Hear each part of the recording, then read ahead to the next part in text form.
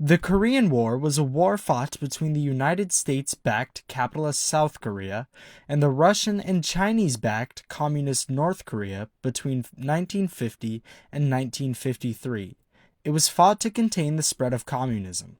The war technically still goes on today with an armistice, not a peace treaty, that was signed on July 27, 1953. That being said, was the Korean War beneficial to the United States? The short answer, no, not really. Not at all, actually. The United States spent an estimated $30 billion during the war, or 171.1787 trillion Zimbabwean dollars today. As for our monetary gains from the war, $0. There was no economic benefit seen immediately from our entering the war.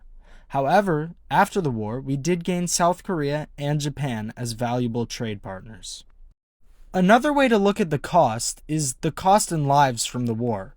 Roughly 37,000 Americans died during the war, along with millions of Koreans from both sides. An estimated 3.5 million soldiers died, along with 2 million North Korean civilian deaths. The war divided families as well as the entire country. Nearly every single town in North Korea was burned down, and South Korea's capital at the time, Busan, was also burned down. If you wanted to look at the benefits instead of the downsides, there are a couple. This was the first war that the United States was able to really display that it was no longer an isolationist nation. This is one of the major benefits of the Korean War because it really displayed the United States as a threatening global power for the first time, something it needed badly in years past. The spread of communism was also slowed to some degree, which was very, very important to the United States at the time. And that's about it. There wasn't much of a personal upside from fighting the war. That is, except in the military sector of the United States. There, they experienced heavy economic military growth. The military budget went way up.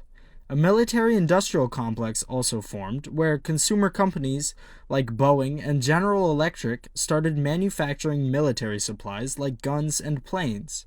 Also, Japan's economy was boosted due to support purchased from the US during the war because of the close proximity that they have to Korea. Basically, a ton of military growth happened in the US. That being said, the main reason the United States entered the war was not related to boosting economic sectors or becoming good friends with other nations. They were more fearful of the consequences of not fighting it. They feared losing Korea to communism, so they put their all into stopping the spread of it by fighting the war.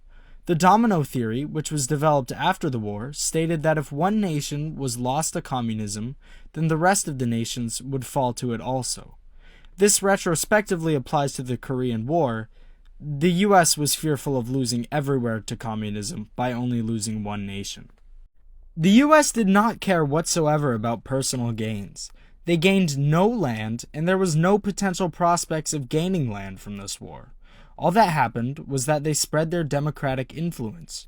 So overall, this war was definitely a war that the US fought in. If we didn't fight in it, military corporations would not have grown as much as they did. South Korea would not be a nation, and that's about it. There weren't many upsides, but it is very understandable why the US fought in the war.